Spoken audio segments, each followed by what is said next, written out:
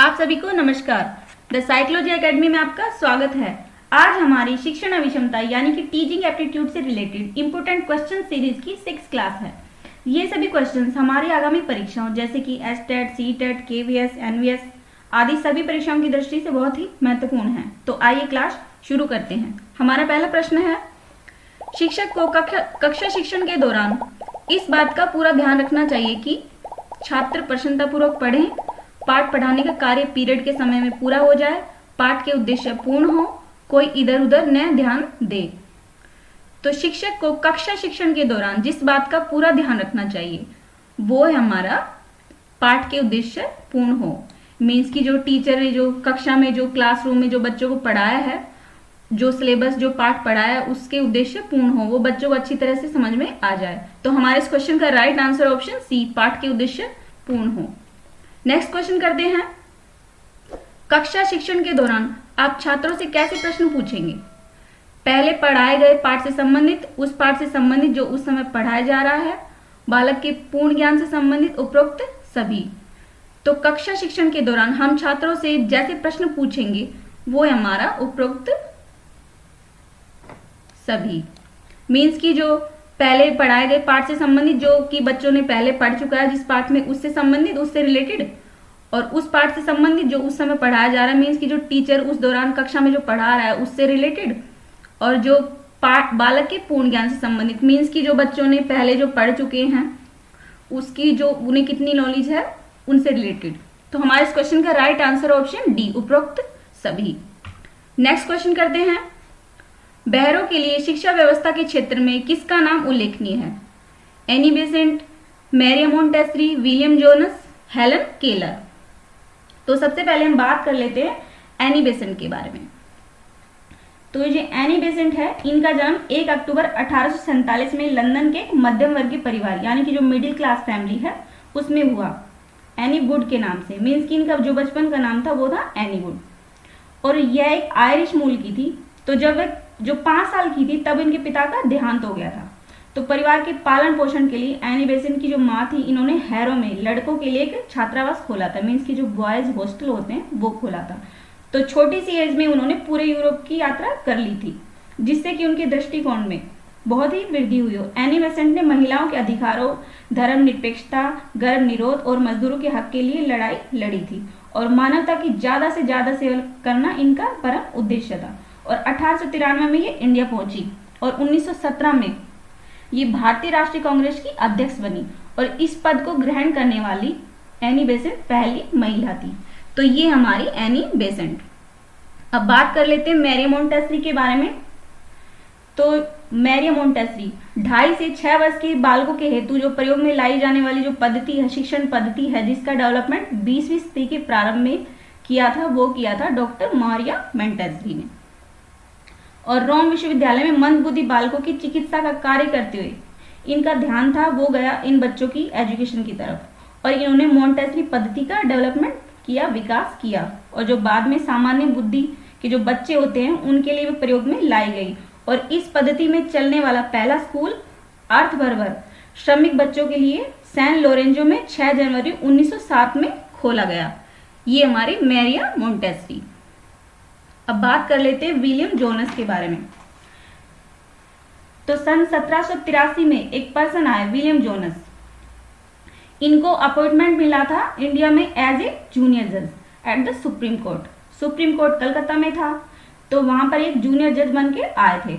और William Jones law में expert थे और लीगल स्टडी अच्छी तरह से पढ़ी थी इन्होंने, और इनको बहुत सी भाषाएं आती थी। और विलियम जोनस ने एशियाटिक सोसाइटी ऑफ बंगाल बनाया, इसलिए एशियाटिक सोसाइटी ऑफ बंगाल में इनका नाम सबकी जुबान पर एकदम से आ जाता है। ये हमारे विलियम जोनस। अब बात कर लेते हैं हेलन केलर के बारे में। तो हेलन केलर ये सिर्फ एक नाम ही नहीं है बल्कि एक इंस्पिरेशन है पूरी की पूरी दुनिया के लिए। अगर आप डिटेल में जानना चाहते हैं कि इन्होंने ऐसा क्या अचीव किया था अपनी लाइफ में जिसकी वजह से इनको एक इंस्पिरेशन मीन्स की प्रेरणा की तरह देखा जाता है पूरी की पूरी दुनिया में, तो इनकी एक ऑटोबायोग्राफी है the story of my life, उसको आप पढ़ सकते हैं। और उनके ऊपर एक मूवी बनी है जिसका नाम है द मिरेकल वर्कर्स। वो मूवी आप देख सकते हैं। और 2005 में एक मूवी आई थी अपने इंडिया में ब्लैक के नाम से, जिसमें अमिताभ बच्चन थे और रानी मुखर्जी थी। तो आप वो मूवी भी देख सकते हैं ताकि आप ज़्यादा से ज़्यादा जो ये हेलन केलर जी थी इनको अच्छी तरह से समझ सकें। तो हेलन केलर जब सिर्फ 19 महीने की थी तब उनको एक बीमारी हुई थी। उस बीमारी को कोई भी डॉक्टर था जो पूरी तरीके से प्रॉपर डायग्नोस नहीं कर पाया था, लेकिन उसकी वजह से वो पूरी तरह से डिक्लाइन हो गई थी, यानी कि ना तो वो सुन सकती थी और ना ही वो देख सकती थी। उसके बाद उनके घर वालों ने बहुत कोशिश की कि किसी भी तरीके से उनके देखने और सुनने की जो शक्ति है वो वापस आ जाए। तो बहुत सारे डॉक्टरों के पास गए इनके पेरेंट्स, लेकिन कुछ भी नहीं हुआ। जब हेलन 6 साल की थी तब वो कांटेक्ट में आई उनकी टीचर, जिसके बाद उनकी लाइफ पूरी की पूरी तरह से चेंज हो गई। इनफैक्ट जितना रोल हेलन का है उनकी सक्सेस में, उनकी अचीवमेंट में, उससे बड़ा रोल उनकी टीचर का है। ये जो नेवर गिव अप एटीट्यूड था ना, वो एक्चुअल में वो था एन सेलन का, जो कि उनका सबसे बड़ा चैलेंजर था। मीन्स कि उनके जो टीचर थी एन सेलन, उसके लिए बहुत ही बड़ा चैलेंज था कि हेलन के लिए, और जो ये एन सेलन थी वो ये था, उनका चैलेंज ये था कि किस तरीके से हेलन को जो वर्ड्स का मीनिंग समझाया जाए। और इससे भी बड़ा चैलेंज ये था कि उस वर्ड का किस ऑब्जेक्ट से रिलेशन है ये उसे अच्छी तरह से बताया जाए। ये और भी चैलेंजिंग था क्योंकि हेलन ना तो सुन सकती थी और ना ही देख सकती थी। तो कैसे उसको बताया जाए कि आपके हाथ में जो टच कर रहे हैं हम, उसको पानी कहते हैं, वाटर कहते हैं। और वो दुनिया की पहली इंसान, जो ये हेलन केलर थी, वो दुनिया की पहली ऐसी इंसान थी जो कि डिक्लाइन होने के बावजूद भी इन्होंने अपनी ग्रेजुएशन कंप्लीट की, बैचलर ऑफ आर्ट्स में। लेकिन वो यहीं नहीं रुकी, ये तो बस एक शुरुआत थी। ना सिर्फ उन्होंने पढ़ा और बोलना शुरू किया, बल्कि इन्होंने लिखना भी शुरू किया। और उन्होंने कई बुक्स लिखी, जिसमें सबसे ज़्यादा पॉपुलर उनकी जो बुक थी वो थी the story of my life, जो कि इनकी ऑटोबायोग्राफी है। और सिर्फ इतना ही नहीं, पूरे वर्ल्ड में इन्होंने ट्रैवल किया एज ए लेक्चरर। तो ये थी हमारी हेलन केलर। तो बहरों के लिए शिक्षा व्यवस्था के क्षेत्र में जिसका नाम उल्लेखनीय है वो है हमारी हेलन केलर। तो हमारे इस क्वेश्चन का right answer option D, Helen Keller. Next question करते हैं। शिक्षक की कथनी और करनी में भेद नहीं होना चाहिए, यह कथन किसका है? रविंद्रनाथ टैगोर, महात्मा गांधी, जाकिर हुसैन, मदन मोहन मालवीय। तो सबसे पहले हम बात कर लेते हैं रविंद्रनाथ टैगोर जी के बारे में। रविंद्रनाथ टैगोर ये एक ऐसे महान इंसान थे जिन्होंने literature, song, poet, novel, drama, painting और भी न जाने कितनी चीजों में महारत हासिल की हुई थी। और रविंद्रनाथ टैगोर जी एक ऐसे इंसान थे जिन्होंने कोई एक काम नहीं बल्कि न जाने कितने बेहतरीन काम अपनी लाइफ में किए हैं। और वो एक ऐसे नॉन यूरोपियन इंसान थे जिनको अंग्रेजों ने लिटरेचर के फील्ड में नोबेल प्राइज से सम्मानित किया है। और बाकी आप जनगण मन जो हमारा राष्ट्रीय गान, उसके बारे में तो पूरा देश जानता ही है। तो ये हमारे रविंद्रनाथ टैगोर जी। और नेक्स्ट है महात्मा गांधी जी। इनको कौन नहीं जानता, जो राष्ट्रपिता के नाम से जाने जाते हैं वो हमारे महात्मा गांधी। अब जान लेते हैं जाकिर हुसैन जी के बारे में। तो जाकिर हुसैन, इन्हें कौन नहीं जानता। सिर्फ 23 साल की एज में जामिया मिलिया इस्लामी यूनिवर्सिटी के जो संस्थापक बने थे जाकिर हुसैन, देश के तीसरे राष्ट्रपति थे। और शिक्षा से बेहद लगाव रखने वाले जाकिर हुसैन आज़ादी के बाद सन 1967 में देश के पहले मुस्लिम राष्ट्रपति बने।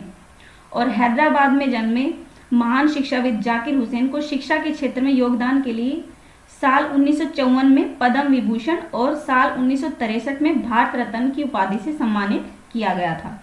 और जो राष्ट्रपति ये जाकिर हुसैन राष्ट्रपति बनने के साथ ही 1957 में बिहार के गवर्नर भी रह चुके थे। हालांकि राष्ट्रपति बनने के 2 साल बाद ही 3 मई 1969 को इनका देहांत हो गया था। ये हमारे जाकिर हुसैन। अब बात कर लेते हैं मदन मोहन मालवीय जी के बारे में। तो मदन मोहन मालवीय इंडियन नेशनल कांग्रेस के 4 बार अध्यक्ष चुने गए थे। मदन मोहन मालवीय जी 1909, 1918, 1919, 1932। साथ ही साथ ये इतना जबरदस्त, इतना बढ़िया बोलते थे कि इनको सुनने के लिए लोग मीलों दूरी कवर करते थे। और ये बनारस हिंदू यूनिवर्सिटी BHU, जिसको आप जानते हो BHU के नाम से, इसके फाउंडर थे। एक समय ये एशिया की सबसे बड़ी यूनिवर्सिटी मानी जाती थी। तो BHU को उस समय बनाया था इन्होंने। और उस टाइम जो प्रमुख यूनिवर्सिटी तो कोई थी नहीं और विश्वविद्यालय भी नहीं थे, तो स्टडी के लिए या तो इंग्लैंड में जाना पड़ता था या फिर हमारे यहाँ पर जो भी विश्वविद्यालय बनाए गए थे वो भी इंग्लैंड के द्वारा ही संचालित थे, मतलब कि उनके अधीन ही थे। तो एक बहुत बड़ी प्रॉब्लम थी उस टाइम। तो अगर आपको स्वराज चाहिए, स्वदेशी मूवमेंट चालू है, तो आपको इंग्लैंड की एजुकेशन नहीं चाहिए, तो आपको घर का कुछ चाहिए। तो घर मतलब कि भारत में तो विश्वविद्यालय में थे नहीं, तो BHU एक्ट के द्वारा जो ये BHU एक्ट बनाया गया था, ये एक मील का पत्थर साबित हुआ। और इनको बनाया था मदन मोहन मालवीय जी ने। और बहुत से लोगों ने यहाँ से एजुकेशन ली। और ये टीचर, जर्नलिस्ट और लॉयर तीनों थे। और सत्यमेव जयते, जो कि 1918 में कांग्रेस सेशन में अडॉप्ट किया गया था, ये इन्होंने बोला था। मंडप उपनिषद से लिया गया था ना, सत्यमेव जयते। और यहाँ पर मदन मोहन मालवीय जी ने ये बोला था कि ये देश का स्लोगन होगा, देश का नारा होगा। अपनी सारी उम्र देश की सेवा की और इनको भारत रत्न से भी सम्मानित किया गया था। मदन मोहन मालवीय जी को भारत रत्न से सम्मानित किया गया था। तो ये हमारे रविंद्रनाथ टैगोर, महात्मा गांधी, जाकिर हुसैन और मदन मोहन मालवीय जी। तो क्वेश्चन की तरफ चलते हैं। शिक्षक की कथनी और करनी में भेद नहीं होना चाहिए, यह कथन जिसका है वो है हमारे महात्मा गांधी जी। तो हमारे इस क्वेश्चन का राइट आंसर है option B, Mahatma Gandhi. Next question करते हैं। एक प्रभावी संसूचक के रूप में आप सबसे पहले निम्न कदमों में से किस पर विचार करेंगे? संचार माध्यमों का चयन, मूल्यांकन प्रक्रिया की योजना बनाना, संचार के उद्देश्य निर्दिष्ट करना, इनमें से कोई नहीं। तो एक प्रभावी संसूचक के रूप में हम सबसे पहले इन कदमों में से जिस पर विचार करेंगे वो है हमारा संचार के उद्देश्य निर्दिष्ट करना। तो हमारे इस क्वेश्चन का राइट आंसर ऑप्शन सी, संचार के उद्देश्य निर्दिष्ट करना। नेक्स्ट क्वेश्चन करते हैं। कक्षा के भौतिक वातावरण को बेहतर बनाने के लिए निम्न में से किसे महत्व दिया जाना चाहिए? वायु प्रदूषण पर नियंत्रण, ध्वनि प्रदूषण पर रोकथाम, उपरोक्त दोनों, इनमें से कोई नहीं। तो कक्षा के भौतिक वातावरण को बेहतर बनाने के लिए इनमें से जिसको महत्व दिया जाना चाहिए वो हमारा उपरोक्त सभी, मीन्स की वायु प्रदूषण पर नियंत्रण भी और ध्वनि प्रदूषण पर रोकथाम। तो हमारे इस क्वेश्चन का राइट आंसर ऑप्शन सी, उपरोक्त दोनों। नेक्स्ट क्वेश्चन करते हैं। कारगर शिक्षण कुल मिलाकर किसका प्रकार्य है? अध्यापक की विद्वत्ता, अध्यापक की ईमानदारी, अध्यापन व्यवसाय के प्रति अध्यापक की रुचि, ये सभी। तो कारगर शिक्षण कुल मिलाकर जिस प्रकार का प्रकार्य है वो है हमारा अध्यापन व्यवसाय के प्रति अध्यापक की रुचि। तो हमारे इस क्वेश्चन का राइट आंसर ऑप्शन सी, अध्यापन व्यवसाय के प्रति अध्यापक की रुचि।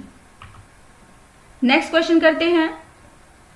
एक कॉलेज की अध्यापिका वास्तव में विद्यार्थियों की सहायता करती है यदि वह कक्षा में बालकों को नोट्स लिखवाती है, पाठ्यक्रम समय से पूर्व पूरा करती है, मूल्यांकन में निष्पक्ष है, विद्यार्थियों को प्रश्न पूछने के लिए प्रोत्साहित करती है।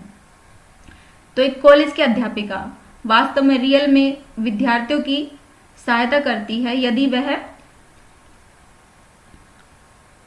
विद्यार्थियों को प्रश्न पूछने के लिए प्रोत्साहित करती है। तो हमारे इस क्वेश्चन का राइट आंसर ऑप्शन डी, विद्यार्थियों को प्रश्न पूछने के लिए प्रोत्साहित करती है।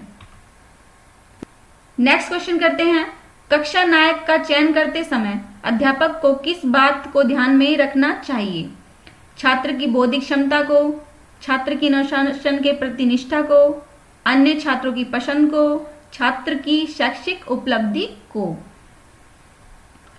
तो कक्षा नायक मीन्स की जो क्लासरूम का जो मॉनिटर होता है क्लास का, उसका चयन करते समय, उसको चुनते समय अध्यापक को जिस बात को ध्यान में रखना चाहिए वो है हमारा छात्र के अनुशासन के प्रति निष्ठा की, मतलब कि जो स्टूडेंट है वो कितना डिसिप्लिन में है। तो हमारे इस क्वेश्चन का राइट आंसर ऑप्शन बी, छात्र की अनुशासन के प्रति निष्ठा को। नेक्स्ट क्वेश्चन करते हैं, भारतीय समाज के परिप्रेक्ष्य में शिक्षण एक चुनौती से भी अधिक है। धर्म अंधता एवं विवेकहीनता के कारण, सांप्रदायिक द्वेष के कारण, जाति विभेद के कारण, ये सभी। तो भारतीय समाज के परिप्रेक्ष्य में शिक्षण एक चुनौती से भी अधिक है, वो है हमारा धर्म अंधता एवं विवेकहीनता के कारण। तो हमारे इस क्वेश्चन का राइट आंसर ऑप्शन ए, धर्म अंधता एवं विवेकहीनता के कारण। मीन्स कि हम जो ये धर्म, अलग अलग धर्मों में यकीन करते हैं तो उसके कारण। तो हमारे इस क्वेश्चन का राइट आंसर ऑप्शन ए, धर्म अंधता एवं विवेकहीनता के कारण। क्वेश्चन करते हैं, छात्रों में वैज्ञानिक दृष्टिकोण उत्पन्न किया जा सकता है विज्ञान की शिक्षा के द्वारा, तर्क संगत विचारों के प्रस्तुतिकरण द्वारा, दर्शन एवं मनोविज्ञान की शिक्षा द्वारा, ये सभी। तो छात्रों में वैज्ञानिक दृष्टिकोण उत्पन्न किया जा सकता है, वो किया जा सकता है हमारा तर्क संगत विचारों के प्रस्तुतिकरण द्वारा। तो हमारे इस क्वेश्चन का राइट आंसर ऑप्शन बी, तर्क संगत विचारों के प्रस्तुतिकरण द्वारा। नेक्स्ट क्वेश्चन करते हैं, अध्यापक को निम्न में से किसे महत्व देना चाहिए? प्रधानाचार्य से अच्छे संबंध बनाता, कक्षा में संबंध पर भाव से शिक्षण करना, छात्र के भविष्य को लेकर चिंतित रहना, या इनमें से कोई नहीं। तो अध्यापक को निम्न में से जिसे महत्व देना चाहिए वो है हमारा कक्षा में समर्पण भाव से शिक्षण करना। मीन्स की पूरी लगन से कक्षा में बच्चों को एजुकेशन देना, शिक्षा देना, उन्हें शिक्षण संबंधी जो भी चीजें हैं उनको अच्छी तरह से प्रोवाइड करना, समझाना। तो हमारे इस क्वेश्चन का राइट आंसर ऑप्शन बी, कक्षा में समर्पण भाव से शिक्षण करना। नेक्स्ट क्वेश्चन करते हैं, यदि किसी कक्षा में अधिकांश छात्र प्राय ऊँघते हुए पाए जाते हैं तो छात्रों में कोई कमी हो सकती है, कक्षा के भौतिक वातावरण में कोई कमी हो सकती है, शिक्षण में कोई कमी हो सकती है, ये सभी। तो यदि किसी कक्षा में अधिकांश छात्र प्राय ऊँघते हुए पाए जाते हैं, मीन्स कि कई बार देखते हैं कि हम स्टूडेंट जो होते हैं क्लासरूम में वो ऐसे ही आलस से लेजी टाइप के बने रहते हैं, उनका कोई ध्यान नहीं होता पढ़ाई लिखाई में। तो इसका कारण जो होता है वो हमारा ये सभी। मीन्स कि छात्रों में कोई कमी हो सकती है, या फिर कक्षा का जो भौतिक वातावरण है, एनवायरनमेंट है, उसमें कोई कमी हो सकती है, या शिक्षण में कोई कमी हो सकती है, मतलब कि जो टीचर पढ़ा रहा है उनको अच्छी तरह से समझ में नहीं आ रहा, इस टाइप की कोई कमी हो सकती है। तो हमारे इस क्वेश्चन का राइट आंसर है ये सभी। नेक्स्ट क्वेश्चन करते हैं, अच्छा शिक्षण प्रकार्य है प्रधानाचार्य के अच्छे नेतृत्व का, शिक्षण व्यवसाय के प्रति ईमानदारी और निष्ठा का, शिक्षकों की विद्वता के उच्च स्तर का, इनमें से कोई नहीं। तो एक अच्छा शिक्षण प्रकार्य है वो है हमारा शिक्षण व्यवसाय के प्रति ईमानदारी और निष्ठा का। तो हमारे इस क्वेश्चन का राइट आंसर ऑप्शन बी, शिक्षण व्यवसाय के प्रति ईमानदारी और निष्ठा का। नेक्स्ट क्वेश्चन करते हैं, प्राइमरी स्तर पर छात्रों को मातृभाषा के माध्यम से पढ़ाना चाहिए क्योंकि इससे बच्चों को शिक्षा स्वाभाविक वातावरण में मिलती है, इससे अध्यापक को अनुभव को बांटने में सुविधा होती है, उपरोक्त दोनों, इनमें से कोई नहीं। तो प्राइमरी स्तर पर छात्रों को मातृभाषा के माध्यम से पढ़ाना होता है क्योंकि इससे बच्चों को शिक्षा स्वाभाविक वातावरण में मिलती है और इससे अध्यापकों को अनुभव को बांटने में सुविधा होती है। मीन्स की जो टीचर के जो एक्सपीरियंस होते हैं वो बच्चों को समझाने में उनको आसानी होती है।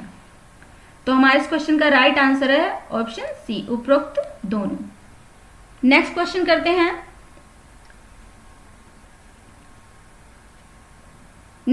करते हैं, क्या अभिभावकों को अपने बच्चों को गृह कार्य करवाने में सहयोग देना चाहिए? नहीं, बच्चों को गृह कार्य स्वयं करना चाहिए। नहीं, यह अभिभावकों पर अतिरिक्त बोझ है। हाँ, इससे बच्चे गृह कार्य आवश्यक करके लाएंगे। हाँ, इससे अभिभावकों को अपने बच्चों की प्रगति का पता चलता रहेगा। तो जो अभिभावक हैं वो अपने बच्चों को गृह कार्य करवाने में सहयोग करना चाहिए। तो इसका राइट आंसर है ऑप्शन डी। मीन्स कि हाँ, इससे अभिभावकों को अपने बच्चों की प्रगति का पता चलता रहेगा। मीन्स कि वो बच्चे किस टाइप से उनके अंदर डेवलपमेंट हो रही है, उनको वो किस स्टेज पे हैं, अपनी जो कुछ पढ़ाया जा रहा है उनको अच्छी तरीके से समझ में आ रहा है, कितना इम्प्रूवमेंट है बच्चे के अंदर। तो हमारे इस क्वेश्चन का राइट आंसर ऑप्शन डी। हाँ, इससे अभिभावकों को अपने बच्चों की प्रगति का पता चलता रहेगा।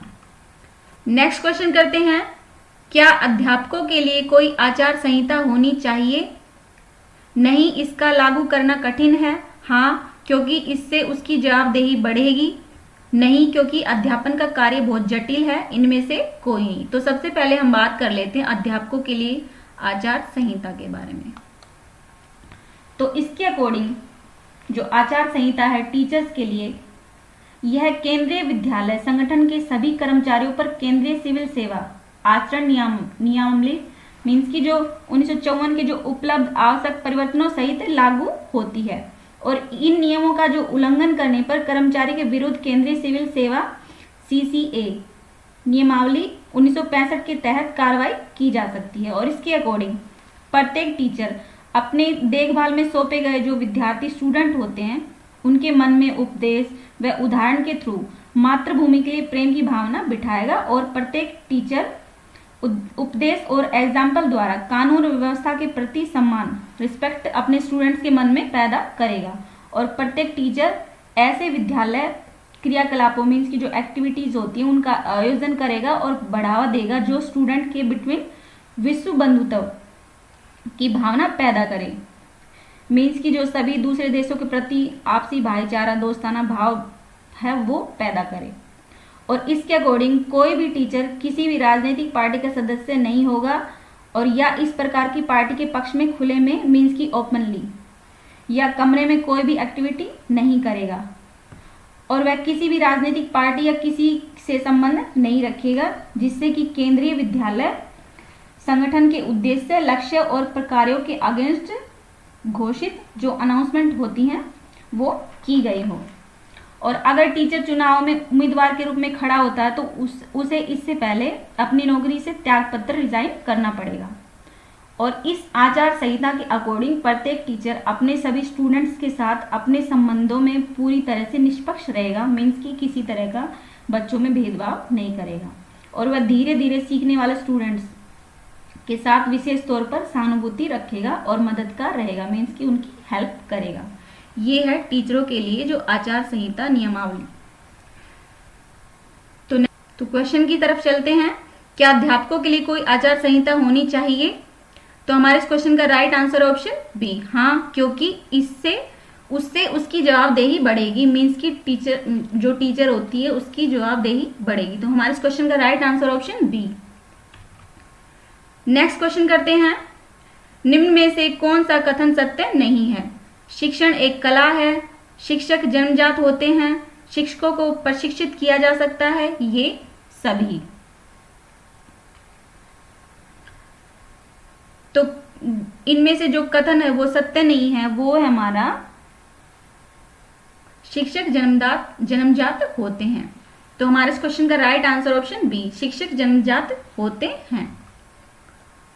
नेक्स्ट क्वेश्चन करते हैं, शिक्षा परम धर्म है क्योंकि इसे कोई चुरा नहीं सकता, इसे कोई छीन नहीं सकता, इसे जितना बांटा जाए उतना ही बढ़ेगा, ये सभी।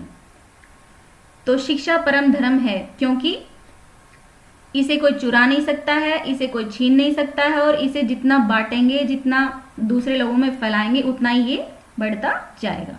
तो हमारे इस क्वेश्चन का राइट आंसर ऑप्शन डी, ये सभी। नेक्स्ट क्वेश्चन करते हैं, स्कूल के बाद अपने खाली समय में अध्यापक को क्या करना चाहिए? घर के काम में पत्नी का हाथ बटाना चाहिए, स्वयं अध्ययन के द्वारा अपना विकास करना चाहिए, दोस्तों के साथ मौज मस्ती करना चाहिए, और ट्यूशन के द्वारा अपनी आय तथा ज्ञान को बढ़ाना चाहिए। तो स्कूल के बाद अपने खाली समय में टीचर को जो करना चाहिए वो हमारा स्वयं अध्ययन के द्वारा अपना विकास करना चाहिए। तो हमारे इस क्वेश्चन का राइट आंसर ऑप्शन बी, स्वयं अध्ययन के द्वारा अपना विकास करना चाहिए।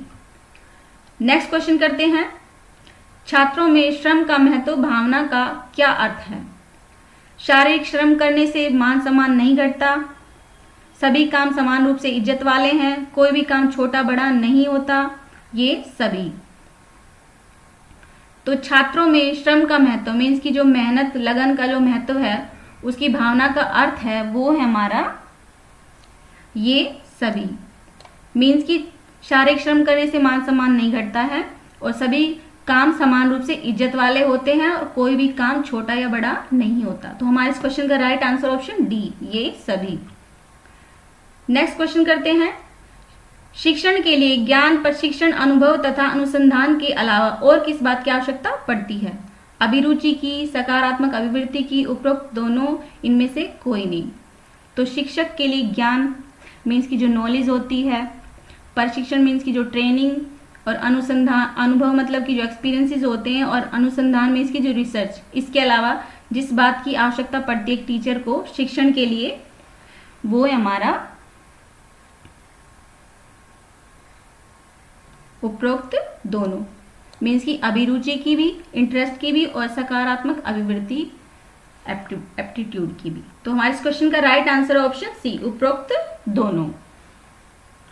नेक्स्ट क्वेश्चन करते हैं, शिक्षण अभिरुचि का एक महत्वपूर्ण पहलू यह भी है, शिक्षण को छात्र उन्मुख बनाने की क्षमता, छात्रों की क्रियाशीलता पर अंकुश लगाने की क्षमता, शिक्षण को रोजगार उन्मुख बनाने की क्षमता, उपरोक्त ये सभी। नेक्स्ट क्वेश्चन करते हैं, शिक्षण अभिरुचि का एक महत्वपूर्ण पहलू यह भी है, शिक्षण को छात्र उन्मुख बनाने की क्षमता, छात्रों की क्रियाशीलता पर अंकुश लगाने की क्षमता, शिक्षण को रोजगार उन्मुख बनाने की क्षमता, और ये सभी।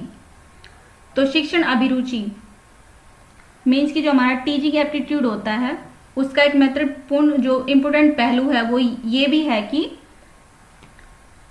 शिक्षण को छात्र उन्मुख बनाने की क्षमता। तो हमारे इस क्वेश्चन का राइट आंसर ऑप्शन ए, शिक्षण को छात्र उन्मुख बनाने की क्षमता। नेक्स्ट क्वेश्चन करते हैं, यह शिक्षक में न्याय और निष्पक्षता का गुण न हो तो इसका क्या परिणाम होता है? इससे छात्रों का हित नहीं हो पाता, इससे शिक्षक की आत्मा मर जाती है, इससे शिक्षक विश्वास खो देता है और उसे सम्मान भी नहीं मिलता और शिक्षक निरंकुश बन जाते हैं। तो यह शिक्षक में न्याय मीन्स की जो जस्टिस होता है और निष्पक्षता मीन्स की जो बच्चों के अंदर जो भेदभाव नहीं करते उनका गुण न हो तो यदि, तो इसका परिणाम जो होता है वो होता है हमारा, इससे शिक्षक विश्वास खो देता है और सम्मान भी नहीं मिलता। मीन्स की जो स्टूडेंट होते हैं उन पे ट्रस्ट भी नहीं करते और उनको रिस्पेक्ट भी नहीं करते। तो हमारे इस क्वेश्चन का राइट आंसर ऑप्शन सी, इससे शिक्षक विश्वास खो देता है और उसे सम्मान भी नहीं मिलता है। नेक्स्ट क्वेश्चन करते हैं, भारत में प्रौढ़ शिक्षा कार्यक्रम की असफलता का कारण है अनुदेशकों एवं अन्य कार्यकर्ताओं की लापरवाही, प्रौढ़ों के लिए किसी अतिरिक्त अभिप्रेरणा की व्यवस्था न होना, उचित निगरानी का अभाव, ये सभी। तो सबसे पहले हम बात कर लेते हैं प्रौढ़ शिक्षा के बारे में।